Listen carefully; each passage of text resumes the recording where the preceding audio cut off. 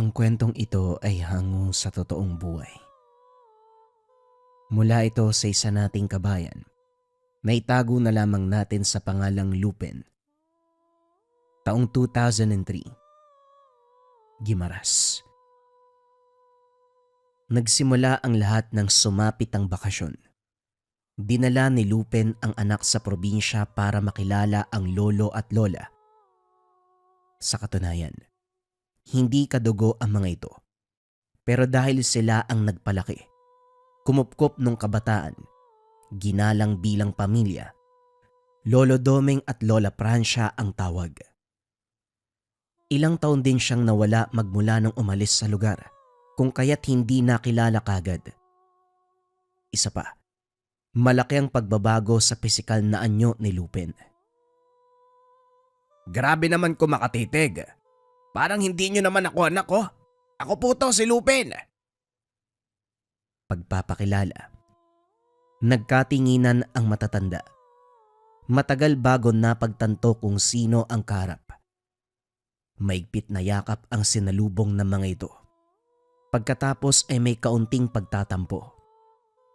Sermon ang una mong matatanggap sa akin dahil bigla ka na lang umalis. Wala kang maayos na paalam. Nag-aalala kami. Nagpatulong pa sa otoridad para lang mahanap ka. Tapos malalaman lang namin kay Danilo ka nagtatrabaho doon sa malayong bayan. Wika ni Lolo Doming. Akala ko pa naman ayaw mo na siya, men. Kung hindi pa ipapaliwanag ni Danilo kung bakit ka nawala, isipin kong hindi mo nagustuhan ang pagpapalaki namin sa'yo. Wika ni Lola Francia. Pasensya na ho kayo ha. Babalik naman sana talaga ako kaso nakabuntis eh. Ayaw magpaiwan kasi natatakot na humarap sa mga magulang na mag-isa. Ito po pala ang bunga ng pagmamahala namin ni Flora. 8 anyos na ang anak ko, si Franz. Pinakain muna ni Lola Francia ang bata. Naaliw ang matanda sa kadaldalan nito at sa pangalan nilang parang saklaw sa isa't isa. Ang sabi ng ama, sinadya ang pangalan upang magkatunog. Dahil malayo pa ang pasukan, nagkasundo naman sila ng asawa na alagaan ang bata. Planong manatili sa probinsya ng 1 buwan. At saka uuwi kapag magbubukas na uli ang klase. Hindi na bahala si Lupin sa anak dahil madaling nakahanap ng kalaro. May bakanting lote sa harapan ng tahanan kung saan nagpapang-abot ang mga bata sa lugar para mag-aliw. Si Lola Francia naman ang nagbabantay. Gusto din ito ng apo. Sila namang mga lalaki pangangaso ng ibon ang inatupag. Gamit ang baril na hinulma sa kahoy at plastik na tubo na ang bala ay holin. Matyagang nag-abang sa paggawi ng ibong ligaw. Ito ang nakaugaliang gawain ng maglolo nung kabataan. Pagkatapos ni Lupin sa klase, dederecho sa pag-uwi para tumulong sa pamamaril. Kaya ngayon na lang muli mararanasan. Hindi maiwasang mapangiti. Nang may dumapo sa unahan, tinuon ni Lupin ang baril at saka kinalabit ang gatilyo. Sapul sa ulo. Manghang nakatingin si Lolo Doming sa kanya. Aba, hindi pa kinakalawang ha. Asintado pa rin kahit matagal nang hindi nasusubukan. Mahusay ka pa rin ha. Ano, dagdagan ba natin? Sige ho, mas marami mas masaya. Pampulutan at pangulam. Naghintay ang dalawa. Hindi nakaimik sa mga sumunod na sandali dahil parehong abala sa pamamaril. Parehong asintado, lalo na kapag ang nasisipat na ibon ay kagad tinatamaan. Saka lamang tumitigil ng marami na ang nahuli. Matapos mailagay sa bukag, umuwi na sila. Pagdating ng tahanan kagad nilinis ang karne. Si Lolo Doming ang nagluto ng putahe. Samantalang si Lupin ang nag-iyaw ng iilan. Pagkatapos ay sabay na silang naghapunan. Maagang natulog si Lola Francia dahil hindi nakasanayan, kundi para maagang makapagpahinga ang bata na buong hapong nag-iikot sa paglalaro. Si Lupin at Mang Doming naman, abala sa bakuran. Nakabili ng tubakong kaya't nag-inuman, pinulutan ang tinabing inihaw. Maraming napag-usapan, mga karanasan ni Lupin nung nahiwalay sa mag-asawa. Nang dumako naman kay Mang Doming, walang ibang nabahagi kung hindi ang pagtulong sa pinsan sa larangan ng panggagamot. Ibinida kung paano niya naisalba ang maraming pasyente matapos maturuan ng iilang pamamaraan. Ilang taon din siyang katuwang sa panggagamot. Pero nitong nakaraan lang, pumanaw ang pinsan matapos makaharap ng matinding banta ng duwende. Ngayon nawala na si paring Ramon.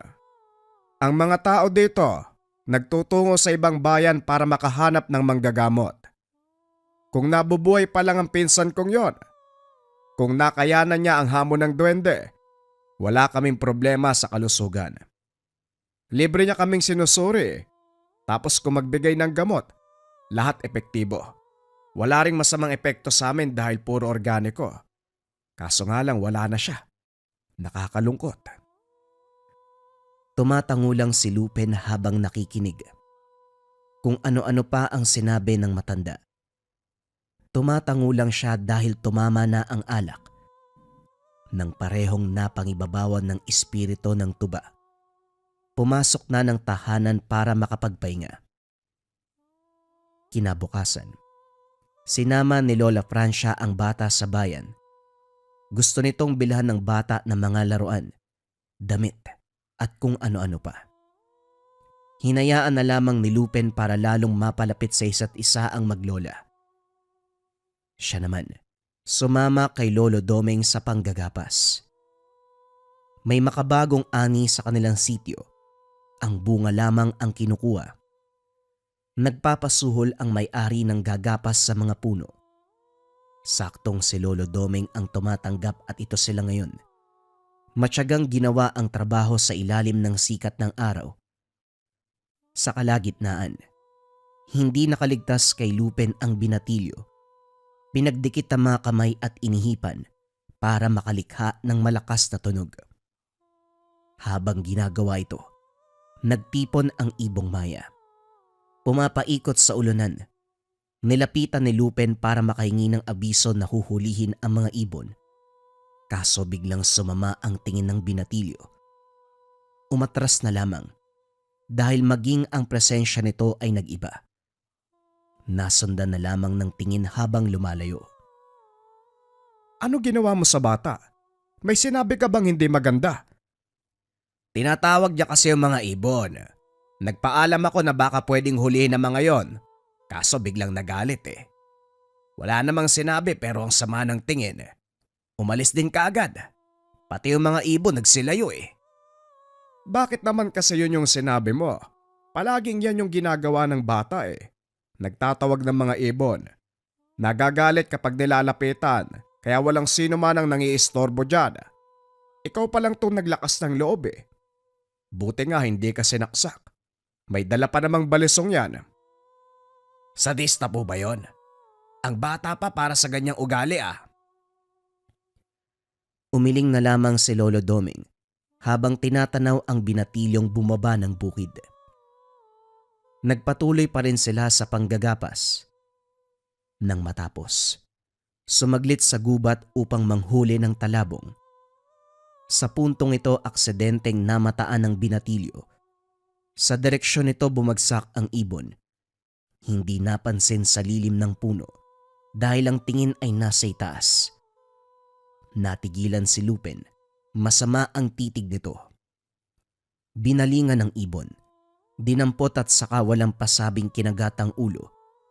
Nilawarin at binato si Lupin. Aba, sira ulong bata. Bumalik ka dito, makikita mo talaga.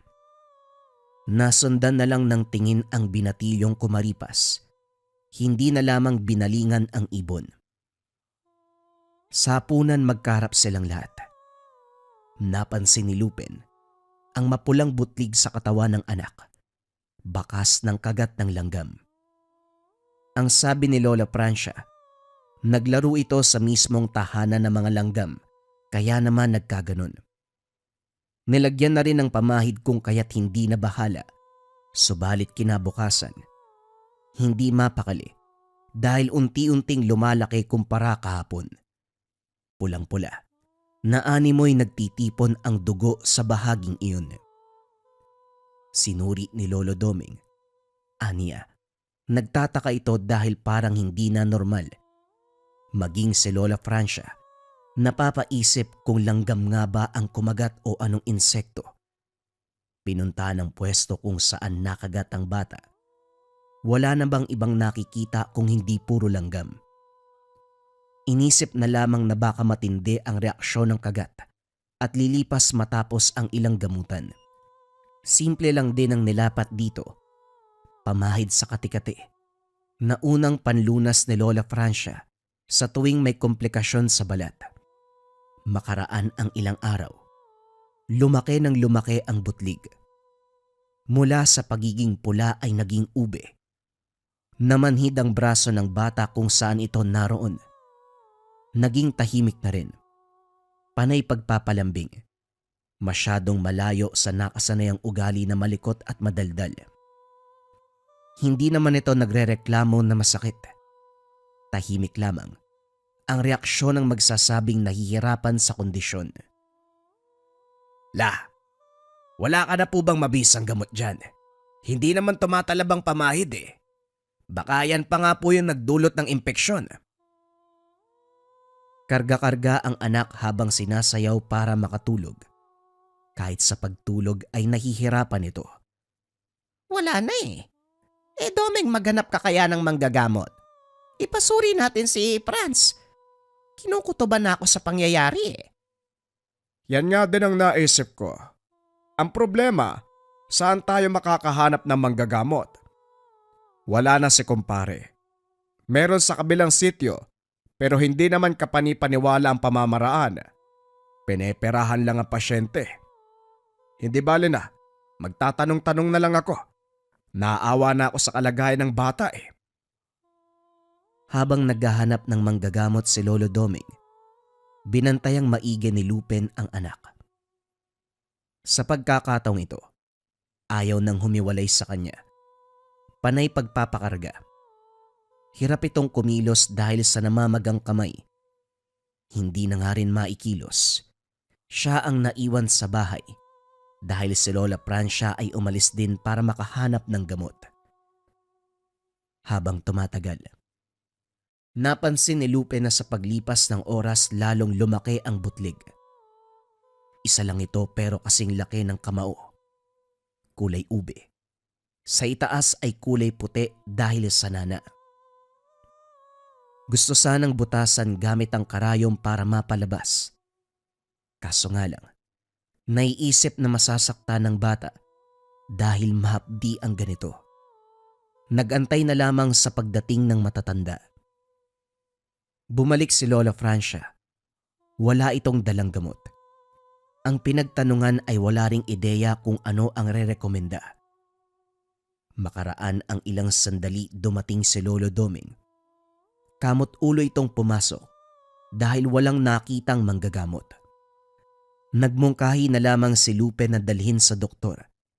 Pero mahirap din hagilapin ang doktor sa bayan dahil palaging wala sa klinika.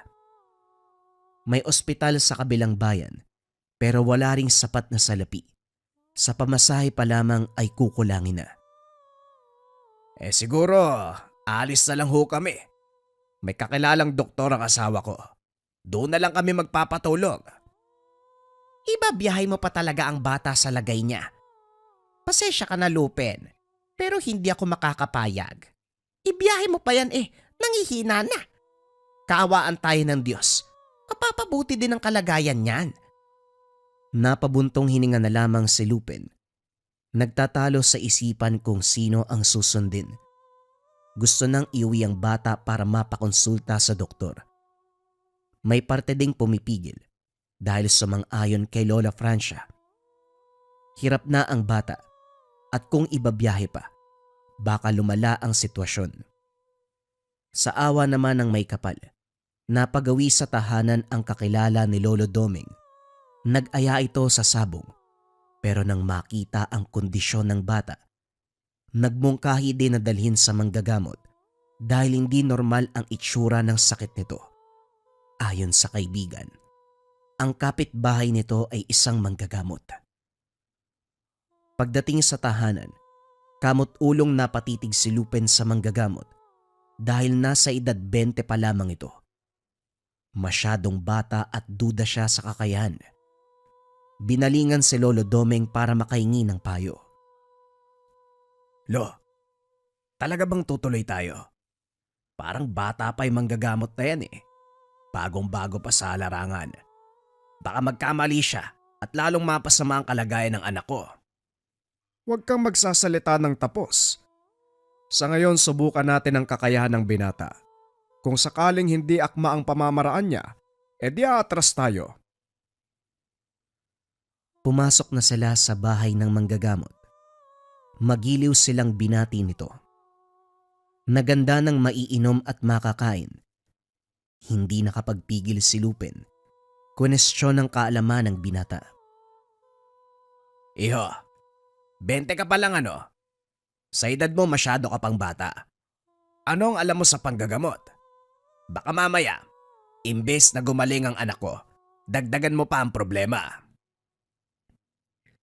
Napatitig sa kanya ang binata. Ngumiti lang pagkatapos. Ilang beses ko nang narinig ang bagay na yan. Bawat taong kukonsulta sa akin, kine-question ang kakayahan at kaalaman ko. Bilang manggagamot yan ha. Huwag po kayo mag-alala. Hindi ako sobrang bago sa larangan. Hindi ko na lang din kayo sasagutin sa salita. Manood kayo. Intay ng resulta. Tugon ng manggagamot na si Paul. Kinuha niya ang bata at saka pinaupo sa silya. Kinausap ito. Nagtatanong kung ano ang nararamdaman. Nang matapos ay nagpakulo ng halamang gamot. Habang nakasalang sapoy, binalingan ang butlig. Kumuha ng mahabang karayom, pinahira ng langis, dahan-dahang tinusok sa bahaging may nana. Umiyak ang bata dahil sa hapde. Inalo ito mismo ng manggagamot. Nang pwede nang inumin ang pinakulong halamang gamot, pinalagok sa bata ang kalahating baso. Unti-unti ay nakatulog ito. Binalikan ng butlig. Sinugatan at hinayaang umagos ang lahat ng nana. Sinundan pa ito ng maitim na likido. Ang buong akala ni Lupin doon na matatapos. Pero laking gulat niya nang may sinipit sa loob mismo ng butlig ang manggagamot. Maging siya ay hindi na kayanang tumingin dahil nararamdaman na rin ang kirot. Ilang sandali pa, malaking langgamang nakuha. Buhay pa ito. Nagwawala sa pagkakasipit. Ito ang dahilan kung kaya't nagdurusa ang bata. Kung titignan nyo, mas malaki kumpara sa ordinaryong langgam. Ito ang ginamit ng mambabarang kaya nagkaroon ng sakit ang anak mo. Nanghina si Lupin nang marinig ang sinabi nito. Hirap sa pagpoproseso ang isipan dahil hindi inasahan ng barang. Sa tanang buhay, ngayon pa lamang ito naranasan. Barang. Biktima ng barang ang anak ko. Paano nangyari yon? Sino ang walang yang babarang sa anak ko? Sunod-sunod na tanong ni Lupin. Aba malay ko kung sino. Ako nga dapat magtanong yan dahil kayo ang kasama ng bata. Pero mukha namang wala kang alam. Ikaw ba ang tatay nito? Pumagitna si Lolo Domeng nang maramdaman ang tensyon sa pagitan ng dalawa. Dahan-dahan lang sa pagsasalita mga iho. Paul, pasensya ka na.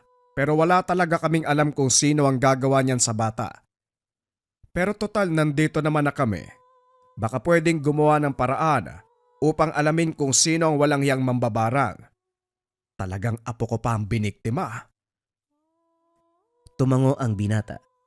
Kumuha ng mga kagamitan at saka sinimulan ang ritual ng pagtutukoy.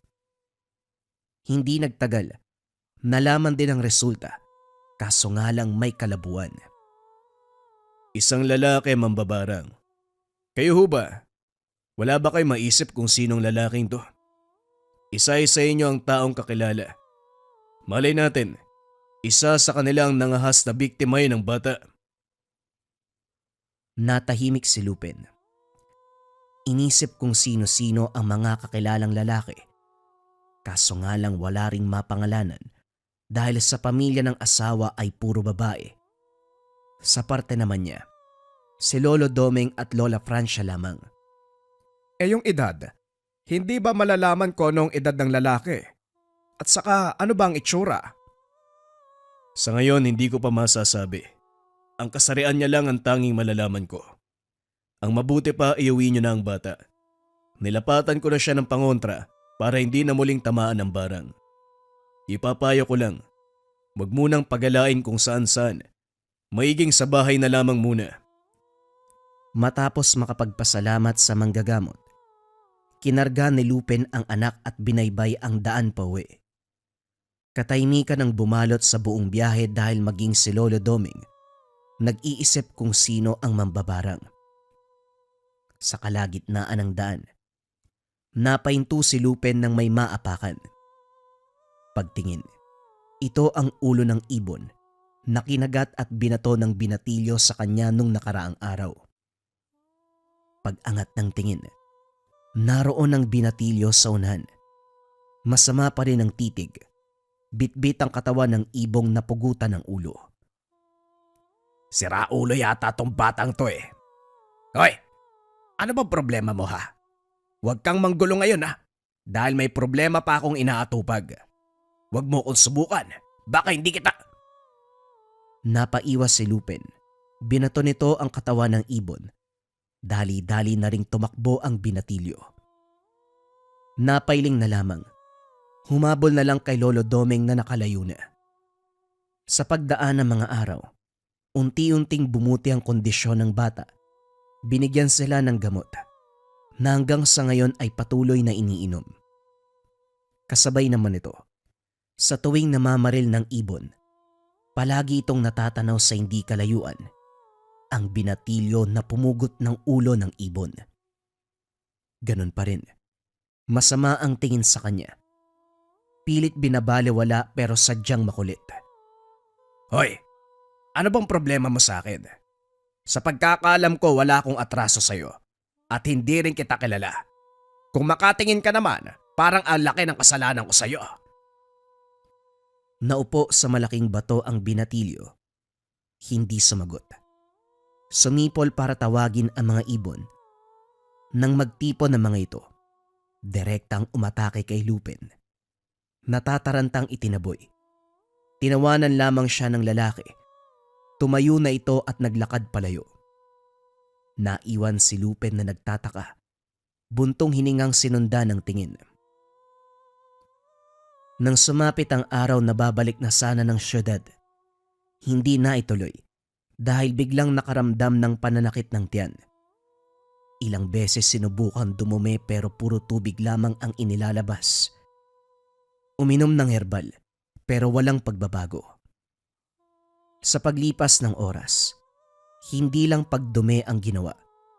Nagsusuka na rin ng tubig na susundan ng dugo. Patak-patak lang ang dugo pero labis ang pagkabahala. Aligaga si Lola Francia sa pagtatanong kung ano ang makakatulong sa kanila. Si Lolo Doming naman ay walang pagdadalawang isip na nagpunta sa tahanan ng manggagamot. Pinaliwanag ang pangyayari.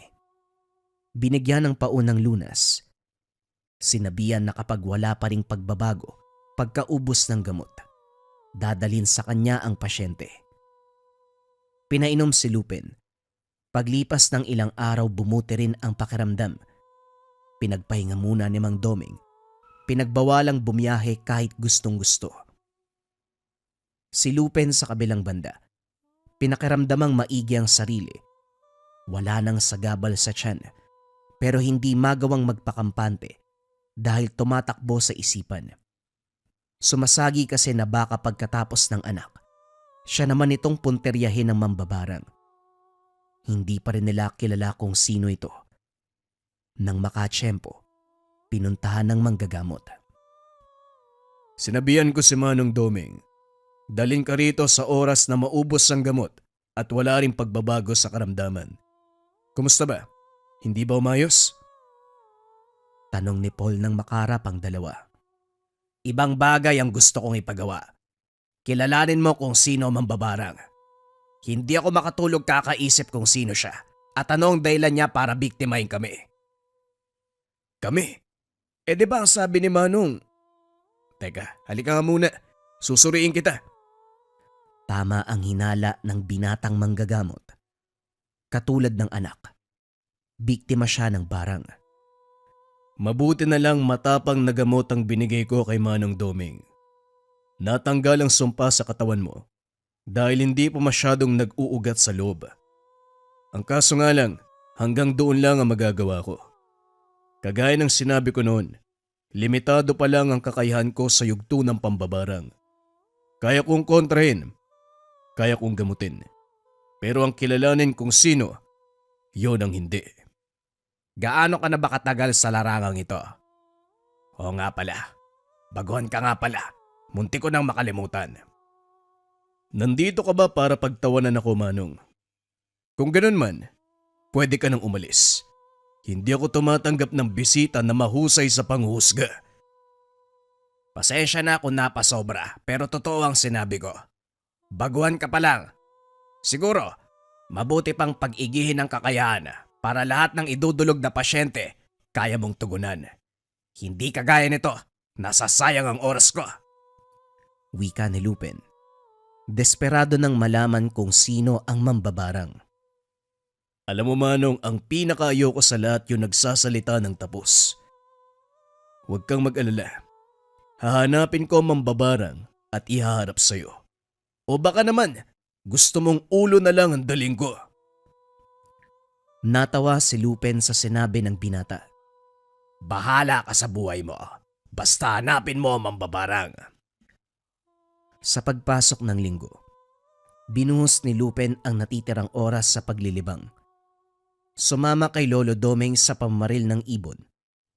Kung saan-saan nakarating. Hindi lang ding ibong talabong ang nahuli. Meron pang iba. Sa kalagitnaan huminto sila sa gubat para magpahinga. Mahaba rin kasi ang nilakad. Nang masipat ni Lupin ang nagtitipong maya sa unan, walang pagdadalawang isip na tinuon ang baril. Bawat pihit ng gatilyo, isa-isang nahuhulog ang tinatamaang ibon. Lahat ng ito ay nahuli. Tuwang-tuwang pinuntahan ng binagsakan para kuhain pero natigilan nang bumungad ang binatilyo. Masama pa rin ang titig. May kung anong sinasabi. Pagkatapos sumambit ng salita ay dali-daling umalis. Kinakabahang sinundan nito ng tingin ni Lupin. Nagkipit balikat. Ang mga maya, hindi na kinuha sa pagdududa na baka kampon ito ng kasamaan, katulad ng presensya ng binatilyo. Kinagabihan nagising si Lupin nang may gumalaw sa lalamunan. Parang pakpak na hindi matigil sa pagpagaspas. Dali-daling nagtungo sa kusina para makakuha ng tubig. Pero bago pa masagawa, bumulwak ang buong laway sa mismong bibig. Sinubukan pang hilutin ng lalamunan pero ang gumagalaw ay naroon pa rin. Naluluha na dahil humahapdi ang loob na parabang nasusugatan. Ilang sandali pa napasuka ng dugo. Hindi mapakali si Lolo Doming. Inalalayan si Lupin patungo sa tahanan ng manggagamot. Malas lang dahil pagdating ay walang tao roon. Gayunpaman, hindi sila umuwi. Nagbabaka sakaling bumalik mamaya. Nang tumagal, napansin ang kaluskos sa hindi kalayuan. Kakaiba ang ingay. Parang may naghahabulan. Mabigat ang ampas ng hangin na parabang may kasamang orasyon. Natahimik sila Lolo Doming at Lupin habang nakikiramdam. Lumipas ang ilang sandali. Tumilapon mula sa kadiliman ang isang lalaki. Yung binatilyo na palaging nakikita ni Lupin. Sugatan. Ang sumunod na nakita ay si Paul. May bitbit na patalim. Dali-daling pumagitna si Lolo Doming para umawat pero pasimpleng tinulak ng manggagamot. Hindi na alam kung paanong nalagutan ng hininga ang binatilyo. Napansin na lamang ni Lupin na kahandusay na ito. Nakatarak sa puso ang patalim.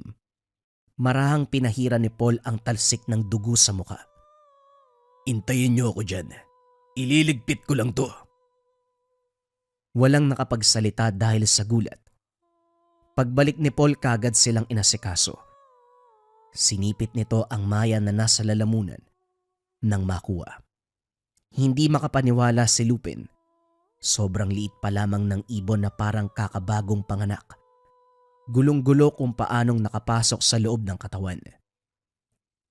Sabi ko sa'yo, hahanapin ko mambabarang. Niligpit ko na. Itong nangyari sa'yo ay pambabarang pa rin. Masyadong makulit ang binatilyo. Naabutan ko pa na nagriritual.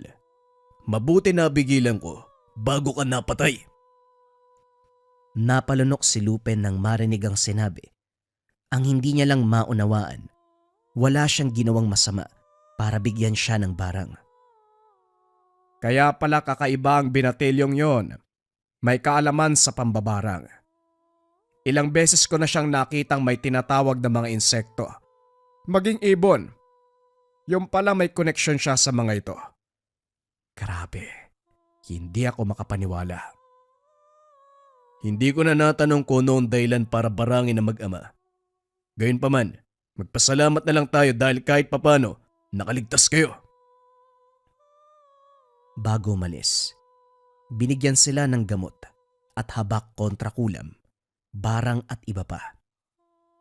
Personal ding kinausap ni Lupin ang manggagamot, humingi ng paumanhin sa inasal at pagdududa sa kakayahan. Dito niya napagtanto na wala sa edad o pagiging baguhan.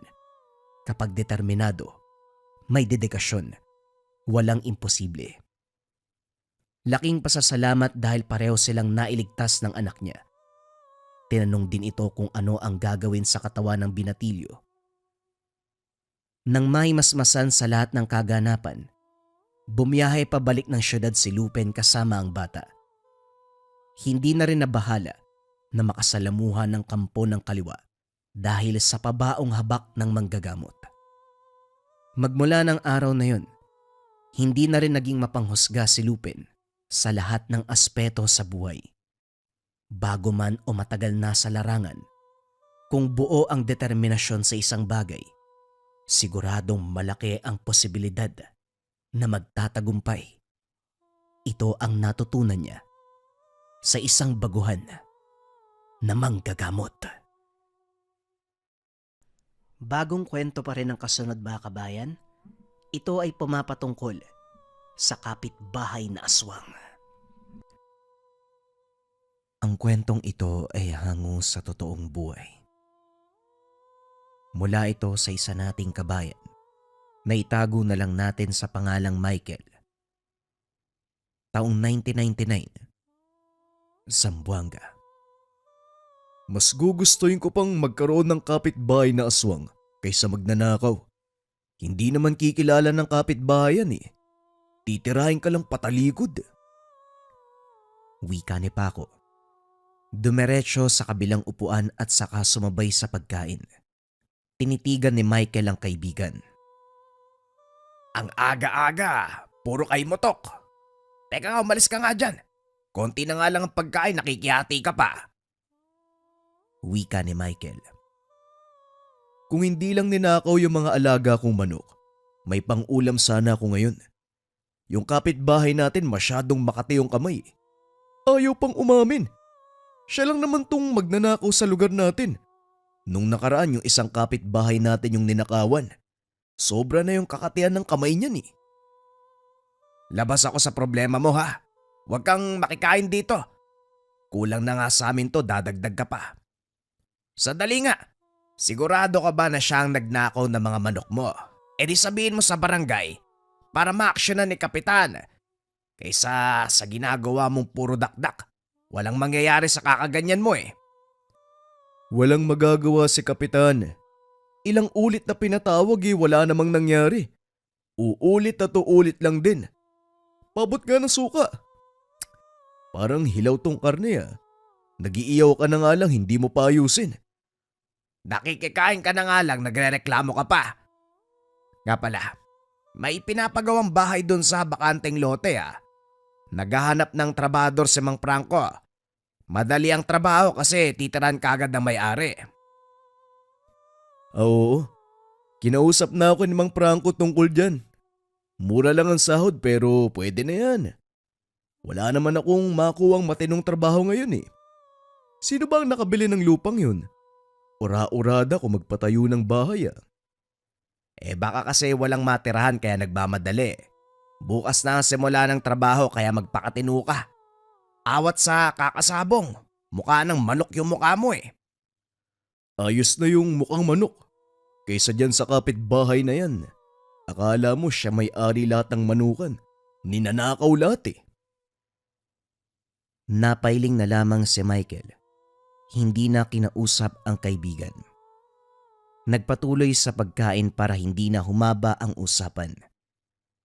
Pagkatapos, umuwi na rin si Paco para asikasuhin ang sariling buhay. Si Michael naman ay nagtungo sa kabilang bahay para asikasuhin ang may sakit na anak. Malubha ang kalagayan nito. Dahil walang pera bigong mapatingin sa espesyalista, nagtitiis na lamang sa luyang dilaw na sinabi ng manggagamot. Tahimik na inasikaso ni Michael ang bata dahil nasa bahay ang dating asawa. Sa katunayan, hindi sila magkasundo at napagdesisyon ng maghiwalay na lamang kaso hindi magawang lumayo dahil sa kondisyon ng nag-iisang anak. 5 anyos pa lang ito nang magsimulang indahin ang karamdaman. Nung una ay simpleng pamamaga ng binti lamang, kaso habang tumatagal, naglabasan ang iba pang sintomas, katulad ng pag-ubo ng dugo, matinding pananakit ng ulo, malabong paningin, namamanhid ang buong katawan. Ngayon ay hindi na makalakad dahil sa binti tumama ang karamdaman. Kung lalabas ay kakargahin, maging sa pagtayo ay aakahin. Dahil siya ang lalaki, sa kanya inasa ang pag-aaruga sa bata dahil kinakailangan ng lakas para alalayan ito. Tumutulong naman ang dating asawa pero sa pagpapakain at pagbibihis ng bata, hindi sila nagpang-abot sa kwartong kinalalagyan dahil mauuwi sa pag-aaway kapag nagkausap. Upang makaiwas, saka lamang lalapit sa anak si Michael kapag lalabas ng silid ang babae. Pa, bakit po hindi kayo nag-uusap ni Mama? May problema po ba? Tapos palagi kang nasa kabilang bahay. Dumadalaw ka lang dito kapag aasikasuhin ako Napabuntong hininga si Michael. Dahil ang totoo, sila lamang ni Martina ang nakakaalam sa hiwalayan. Hindi ito pinarating sa anak na si Miggy. May ilang taon na rin ang nakalipas magmula noong maghiwalay. Mga panahon na hindi pa maintindihan ng bata ang kaganapan. Pero ngayon na nasa wastong edad na, palaging nagtatanong. Sa puntong ito, nagkusa si Michael na ipaintindi sa anak ang sitwasyon. Nalungkot ito, pero unti-unti ring tinanggap ang katotohanan. Napailing na lamang dahil kahit gusto mang bigyan ng kumpletong pamilya ang bata, subalit hindi na mangyayari dahil nagkalayo na ang loob sa pagitan nila ni Martina. Pagkatapos asikasuhin ng anak, umuwi si Michael para gawaing bahay naman ang atupagin. Kinabukasan sinimulan kagad ang pagtatayo ng bahay sa bakanting lote. Dumating ang may-ari, pero ang nakakapagtaka, hindi man lang kinausap ni isa sa kanila. Maging si Mang Franco na foreman ay tutok sa trabaho. Hindi na lang din sila kumibo dahil baka istrikto ito at matanggal pa. Ilang buwan ang lumipas natapos ang pagpapatayo ng bahay. Hindi naman kalakihan At marami ding kinuwang trabahador kung kaya't napadali ito. Tumira kaagad ang mag-asawa sa lugar. Dahil bagong kapitbahay, nakaugalian sana ng mga taon na kausapin at bigyan ng kung ano kagaya ng pagkain bilang pagtanggap sa lugar. Kaso sa sobrang ilap ng mga ito, hindi nagkaroon ng pagkakataon na makasalamuha. Saradong-sarado ang tahanan na animoy palaging walang tao kahit nasa loob lamang sila. Isa pa, kakaiba ang presensya ng tahanan. Mabigat, hindi maintindihan. Matatanaw lang ito sa bintana mula sa bahay ni Michael. May distansya, pero kahit papano naaaninag kung lalabas ang mag-asawa. Pero sa gabi lamang niya ito namamataan. Kung lalabas pa'y nagmamadali ang kilos. Sa mga sumunod na araw nalaman mula kay Mang Franco na naghahanap ng maaampon na bata ang mag-asawa. Ang matanda ang inutusan. Nagsumikap naman ito para makuha ang pinangakong pera kapag may nagpresenta.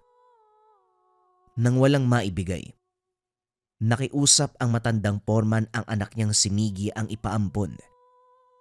Nang marinig ang salita mula mismo sa bibig nito, walang pagdadalawang isip na dumapo ang kamao.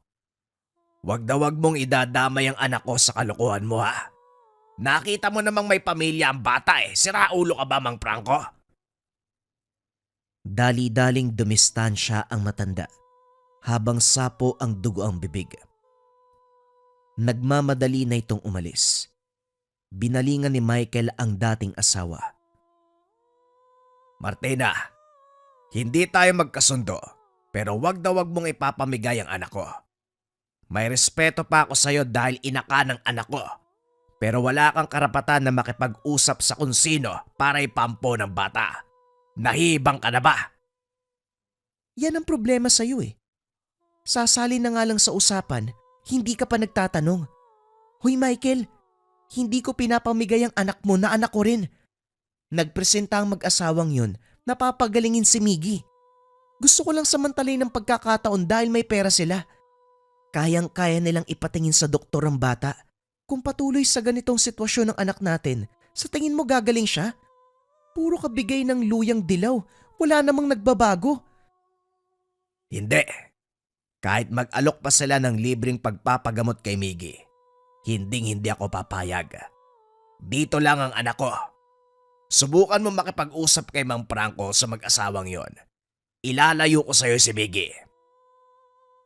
Wika ni Michael. Pumasok ng silid at saka kinarga ang bata. Dinala ito sa sariling tahanan. Lumipas pa ang mga araw.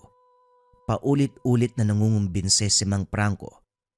Sinumbatan din ni Michael. Bakit ang anak pa ang napili ng mag-asawa? Maraming bata sa lansangan na nangangailangan ng pamilya. Pero ang bata pang merong ama't inang nag-aaruga ang binabalik-balikan. Nang mapagod si Mang Franco, ang mag-asawa na mismo ang lumapit. Napansin ni Michael na palaging nakatayo malapit sa bakuran ang mag-asawa. Hindi naman nagsasalita at tumitingin lang. Ilang gabing nagpabalik-balik. Nang masagad ay lumabas para tanungin kung ano ang pakay. Magandang gabi po sa inyo. Pwede bang malaman ko anong sadya nyo? Ilang gabi na kayong pumaparito. Wala kayong sinasabi.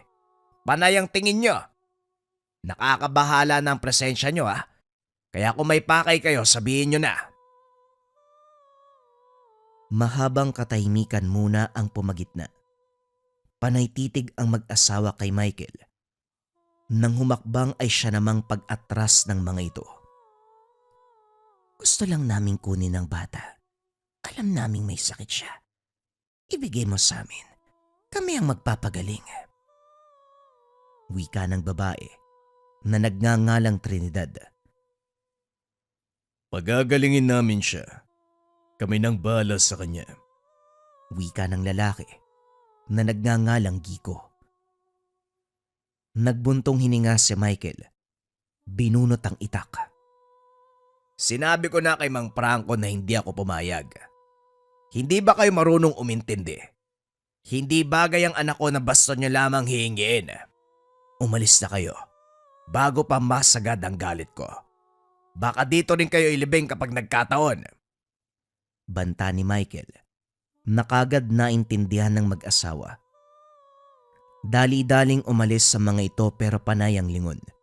Saka lang tinigilan ni Michael sa pagtanaw nang makalayo na ang mga ito.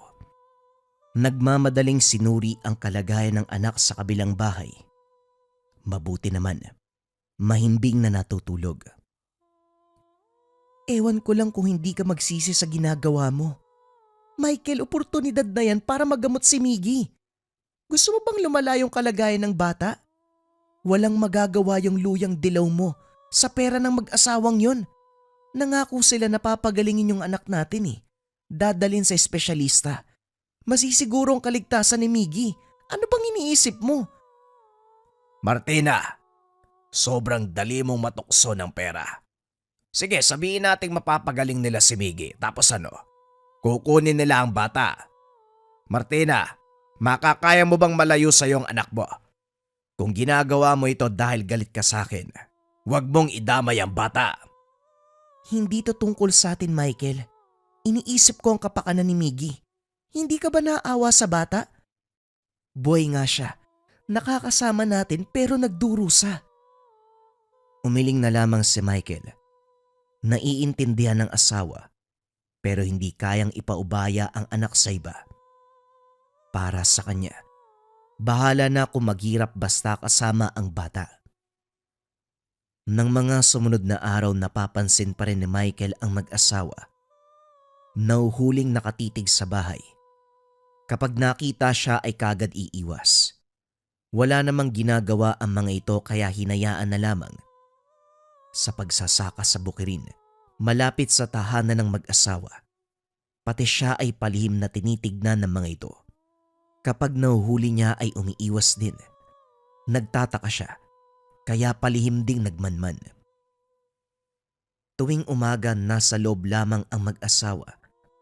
Ang tanging magbubukas ay ang bintana kung saan siya tatanawin ng mga ito. Sa hapon naman, mapapansin niyang sabay na maghahapunan. Pero ang ipinagtataka, ni isang beses hindi niya nakita na nagluto ang mga ito. Uy, may problema ba sa kapitbahay natin? Panay ang tingin mo eh. Bakit binabantayan mo ba ako? Dala mo nga yung pagtatabas ng damo dyan. May ba tayo ah? Mabuti ang bagong kapitbahay natin. Tahimik lang eh. Hindi katulad ng isa kung magnakaw halos lahat ng gamit bibit-bitin. Pinasok ba naman yung bahay kagabi? Swerte siya dahil umalis ako eh kung naabutan ko. Talagang mamamatay yun. Si Margarito ba ang tinutukoy mo? Sa'yo yata yung radyo na binenta sa bayan kaninang umaga eh. Buti yun lang ang kinuha. Hindi ko talaga alam yung gagawin sa taong yun. Bakit hindi na lang kaya siya gumaya sa mag-asawang yan? Tahimik lang oh. Nagmamasid lang sa paligid. Panay ka papuri sa mga yan. Alam mo ba kung sino sila? Kasi para sa akin, walang pinagkaiba sa kapitbahay nating magdanakaw. Parehong problema ang dala. Paano mo naman nasabi? Sila yung tipo ng tao na takot gumawa ng masama sa kapwa. Kaya nga tahimik yung mga yan eh. Kapag tahimik, mas nakakatakot.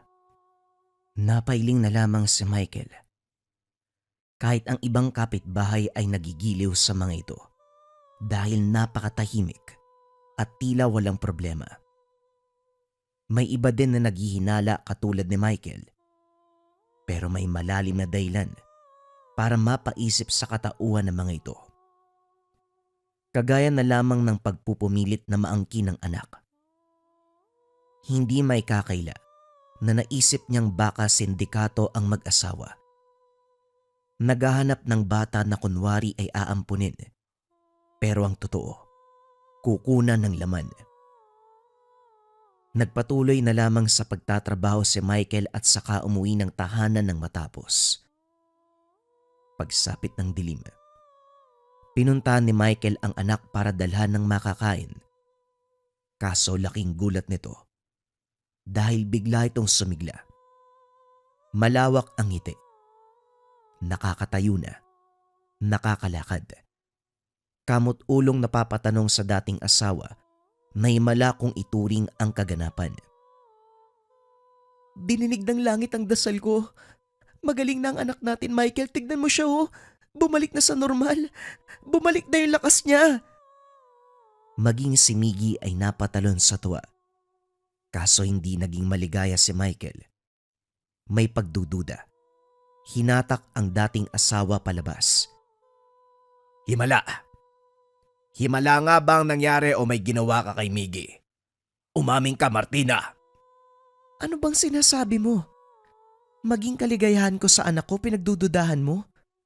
Mabuti na lang talaga, naghiwalay na tayo. Nababaliw ka na eh. Huwag mong baliktarin ang usapan, Martina. Alam kong nag-uusap pa rin kayo na mag-asawang yon. Anong kasunduan niyo? Bakit biglang gumaling ang anak ko? May binigay ba sila? Umaming ka! Oo, meron silang binigay. Isang bato na naging dahilan kung bakit gumaling ang anak mo. Masisisi mo ba ako kung bakit ako pumayag? Hindi ka nag-iisip, Martina. Paano kung aswang ang mga yon, ha? At yung bato na binigay nila ay may kargang sumpa. Hindi na ako magtataka kung sa susunod na mga araw, magiging halimaw ang anak mo. Hindi ka nag-iisip. Natahimik si Martina sa narinig. Si Michael naman, nagmamadaling pumasok para makausap ang anak. Maayos itong nagsasalita. Walang mababanaag na kung ano sa mga mata o muka. Normal lang kung titignan. Pero duda si Michael kung kaya't napaisip na dumulog sa isang albularyo. Nagpasama kay Paco sa kabilang bayan para maghanap. Hindi nagtagal. Sa ilang araw na pagdayo sa lugar nakatagpo ng albularyo, si Mang Teroy, kilala bilang mahusay sa larangan, kagad ibinalita ang tungkol sa bata. Sinabihan naman silang dalhin sa kanya. Pagdating ng tahanan 10 oras na ng gabi, naabutan si Miggy na tulala habang kinakalmot ang kawayang papag. Makikita ang bakas ng kuko sa kahoy. Meron itong sinasabi pero hindi malinaw dahil pabulong. Ang mga mata nito ay bagyang nanlilisik. Kahit anong pukaw ng atensyon, hindi nagigising. Saka lamang kumibo ng mabuhusan ng tubig na may asin, dali-dali itong tumayo. O anak, bakit natatakot ka sa tubig? Ay pasensya na kung nadulas ang baso sa kamay ko. Pinagmasdang maigi ni Michael ang bata. Hindi man ito sumagot. Halata pa ring natatakot. Kung tutuusin, inasahan niya na ang reaksyon nito dahil ang asin ay mula kay Mang Teroy. Hindi siya nakapagtanong kung simpleng asin lang ba ito dahil sa pagmamadali. Ngunit dahil sa nakita ngayon, sigurado siya na meron itong basbas. Kinausap ni Michael ang bata. Pinaintindi na kailangang sumama sa kanya sa kabilang bayan para mamasyal. Pumayag naman ito. Kinabukasan tinakas mula kay Martina. Sa katunayan wala na siyang pakialam kung papayag man ang dating asawa o hindi. Tutal ito naman ang naglagay sa bata sa alanganin. Sa bakuran pa lang ng tahanan ni Mang Teroy, nagmamadaling tumalikod si Miggy. Dali-daling sumakay sa tricycle. Sinigawan si Paco na magmaneho at umalis sa lugar. Pinigilan ni Michael. Nagpatulong kay Paco para hindi makatakbo. Natahimik naman ng lapitan ng albularyo. Huwag ka munang maging malikot. Kakarating mo pa lang sa tahanan ko, aalis ka na kagad. Pumasok ka muna. Doon tayo sa loob para maging maayos ang usapan. Akbang tatakbo ang bata ng sabuyan ni Mang Teroy ng asin. Napalo dito kasabay ng panghihina. Kinarga ni Michael ang anak at dinala sa loob. Tinali ang bata sa isang upuan gamit ang lubid. Maluwag lamang ang pagkakatali pero hindi na makakatakas. Hindi ito basta lubid lang. Makikita ang takot sa mukha ng bata, parang asong hinihingal. Hindi mapakali sa kanalalagyan. Nanlalaki ang mga mata sa tuwing mapapatingin sa iniindang gamit ng albularyo. Manong, pwede bang ipaliwanag niyo sa akin kung ano nangyayari? Kailangan ba talagang itali ang anak ko? Iho, hindi lang marka ang nilagay ng aswang sa anak mo. Sinamahan ito ng yanggaw. Kinakailangang itali para hindi makatakas at walang masaktan sa atin sa oras na magwalayan. Ilang araw pa lang magmula ng minarka ng anak mo, pero makikitang nagsimula ng mag-ugat sa kaloob-looban. Hindi niyo naman po sasaktan ng anak ko, hindi ba? Paglilinaw ni Michael, sinagot lamang ng ngiti ng albularyo. Nanatili sa tabi si Michael habang isinasagawa ni Mang Teroy ang ritual. Layong tanggalin ang markang iniwanan ng aswang sa bata. Kasama na rito ang pag-alis ng sumpa. Tinanggalan ng kamalayan ng bata, kung kaya't hindi ito nagbigay ng anumang reaksyon sa pagpapatuloy ng proseso. Kung ano-anong salitang Latin ang namumutawi sa bibig ng albularyo. Hinahampas ng dahon ng buyo ang dibdib. Nakalaunay lumitaw ang mapupulang linya na parabang sadyang inukit. Tutok na tutok dito si Michael. Inipon ang mga katanungan. Ang sunod na ginawa ay pinahira ng langis ang bahaging iyon. Pagkatapos tinakpan ng papel at saka sinindihan. Habang nag-aapoy, sinabayan ng pag-oorasyon. Ang ama na nanonood ay kinakabahan. Gayon pa man inilagay ang buong tiwala sa albularyo. Sa sandaling naapula ang apoy, nawala ang marka, pero hindi pa rito nagtatapos. Habang walang malay ang bata, gumawa ng pangontrang gamot si Mang Teroy. Ang mga sangkap ay mula sa mga ugat ng halaman, langis at apog ng kahoy na dignum. Pinaghalo-halo, inihipan ng salita bago pinainom. Lumipas ang ilang oras, nagkamalay si Miggy, kaso nga lang hindi pa maigalaw ang katawan. Hayaan mong magpahinga ang bata. Huwag na munang biglain dahil baka lagnatin. Hanga din ako sa anak mo, Michael. Nagsimula ng mag-ugat sa kaloob-looban ng sumpa, pero may parte sa kanya na lumalaban. Kaya hindi naging mahirap ang paggagamot ko dahil tumulong din siya sa pagsalba ng sariling buhay. Bihira lamang ang ganitong pasyente. Mabuti naman po kung ganon. Nga po pala, may kasunod po bang magpapagamot? Yung mag-asawang aswang na gumawa nito sa anak ko. Hindi po ba natin gagantihan? Yan nga ang itatanong ko eh. Ikaw ba? Gusto mo bang gumante sa mga halimaw na yon? Dahil kung oo, itutuloy ko ay kalawang yugto ng ritual. Walang pagdadalawang isip na tumango si Michael. Ngumiti naman ang albularyo at saka nagtungo ng pribadong silid.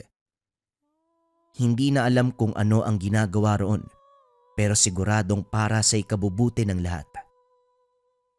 Nang makabalik ng tahanan, tutok si Michael sa pag-aalaga sa anak. Kahit saan ito gustong pumunta, palaging sinasamahan. Huminto na rin muna sa pagsasaka para mapagtuunan ng pansin.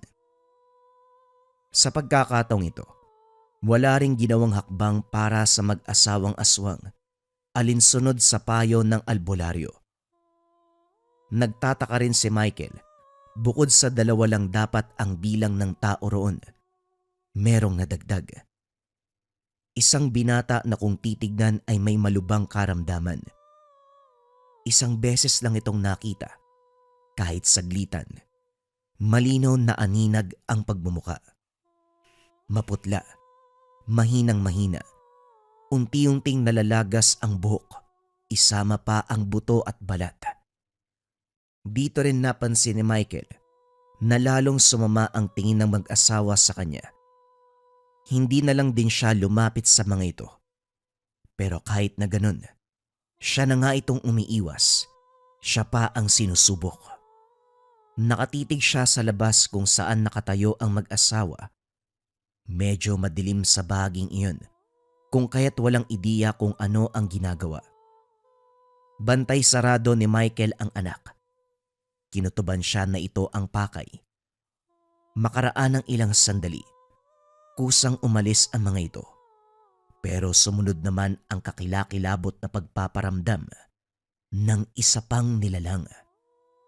Maraming bulong ang nagmumula kung saan. Paiba-iba ng direksyon, kung kaya't mahirap tukuyin ang kinalalagyan. Ilang sandali pa, ang bulong ay napalitan ng mahinang hagulgol. Nilibot ni Michael ang buong bahay pero walang nakita. Lahat ng bintana nasilip, subalit bigong mahanap kung saan nanggagaling. Tumagal ang pagpaparamdam sa loob ng ilang oras. Nawala rin bago sumapit ang madaling araw. Paulit-ulit ang ganong sitwasyon. Gabi-gabi, minabuti ni Michael na manatili sa tabi ng anak sa takot na baka may mangyari dito. Hindi na rin nawawala sa pagkakasugbit sa tagiliran ang patalim. Maging ang langis na bigay ni Mang Teroy, naubos na kakasaboy. Kaso nga lang hindi pa rin nawala ang ingay. Hindi maiwasang maisip na baka may kinalaman nito sa pagpapagamot sa anak. Sa puntong ito, nakita na ni Michael ang pinagmula ng hagulgol. Sa lilim ng sagingan sa likod bahay, naroon ang isang lalaki na nakasalampak sa lupa. Nakayuko. Nasa muka ang mga palad. Nasisinaga nito ng kaunting liwanag ng buwan. Nasa malapitan lang din, kung kaya't naaaninag ang muka ng mag-angat ng tingin. Ito ang lalaki na kasama na mag-asawang Gico at Trinidad. Ang mukha nito ay parang buto na lamang, pinaibabawan ng manipis na balat. Maputlang maputla, na parabang nag-iintay kung kailan babawian ang buhay. Tumitig ang matatamlay na mga mata. Bumuka ang bibig, pero sa ibang direksyon nang gagaling ang mahinang hagulgol. Tinignan ni Michael ang paligid. Ilang sandali pa nakita ang mag-asawa. Lumapit sa binata at saka inalalayan sa pagtayo. Naunang umalis ang nanay at ang bata, samantalang nakipagtitigan si Gico. Para magkalinawan, lakas loob na kinausap ni Michael. Manong, wala namang kaming atraso sa inyo. Pwede bang wag nyo kaming pakialaman? Biniktima nyo ang anak ko, pero wala akong ginawang hakbang para sugurin kayo. Pakiusap lang o tumigil na kayo sa pagpaparamdam. Sigurado ka ba na wala kang ginawa? Ang nangyari sa kaisa-isa naming anak ay gawa mo. Kung hindi mo sana pinakialaman ang ginagawa namin, hindi aabot sa ganito. Dito naalala ni Michael ang napag-usapan nila ni Mang Teroy. Ang pagbabalik ng marka at sumpa sa pamilya ng mag-asawa. Hindi lang malinaw sa kanya kung ano ang eksaktong mangyayari dahil hindi nag-usisa. Hinayaan ang albularyo na gawin ang nararapat. Kung ganon, tama lang yan sa inyo. Nanghihimasok kayo sa buhay ng mga inosenteng tao. Huwag na rin kayong manghas dahil marami nang nakakalam sa tunay niyong katauhan. Isang maling galaw niyo lang o subukan niyo pang biktimay ng pamilya ko. Buong baryo na ang tutugi sa inyo. Makikita sa reaksyon nito ang gulat. Dahan-dahang umatras. Umalis na sa lugar. Kinabukasan maagang pumunta sa tahanan ni Mang Teroy. Bitbit pa rin niya ang anak, sa takot na baka may mangyaring masama kapag iniwan sa ina. Natatawa naman ang albularyo dahil sa kilos ni Michael. Masyado ka namang sigurista. Huwag kang mag-alala. Hindi na nila mabibiktima ang anak mo. Mataas na uri ng pangontrang nilagay ko sa kanila. Kapag sinubukan nilang muli, sila ang mamamatay.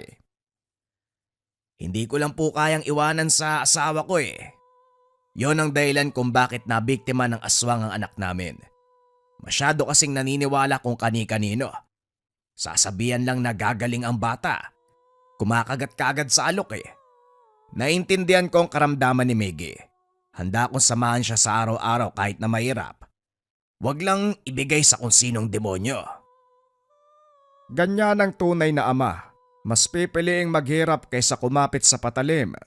Tama naman sila eh. Gagaling ang anak mo. Pero unti-unting mawawala sa sariling katinungan. Nagpatuloy ang kanilang usapan. Binahagi ang naganap sa anak ng mag-asawang aswang. Ayon sa albularyo, tumama sa anak ng mag-asawa ang ritual ng pagbabalik. Unti-unting maaagnas ang katawan.